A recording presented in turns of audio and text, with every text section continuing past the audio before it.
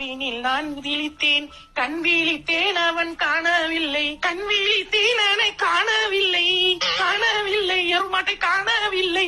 Cricket விளையாட ஞாயிற்றுக்கிழமை ஆனா போதும். கிரிக்கெட் விளையாடுறதுக்கு ஒரு 10 பேர் இருக்காங்க. குழந்தை குட்டி இருக்கா, அவங்களுக்கு எல்லாம் குடும்பம் இருக்கா என்னன்னே தெரியல. ஞாயிற்றுக்கிழமை ஆனா காலையில எதுக்கு உங்களுக்கு எல்லாம் தேவையில்லை, இவங்களுக்கு தேவையில்லை, குடும்பம் தேவையில்லை.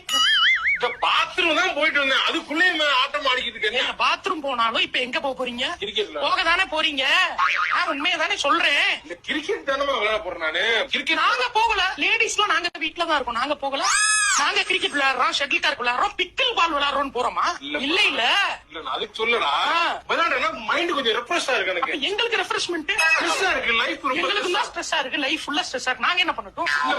எனக்கு ஆபீஸ்ல வர டென்ஷன் எனக்கு. இப்ப நான் வேலைக்கு போகல ஆபீஸ்ல, அது வந்து சொல்ல முடியாது. ஆபீஸ் போறது கேட்டாலும் ஆபீஸ் டென்ஷன் அது இதுன்றீங்க.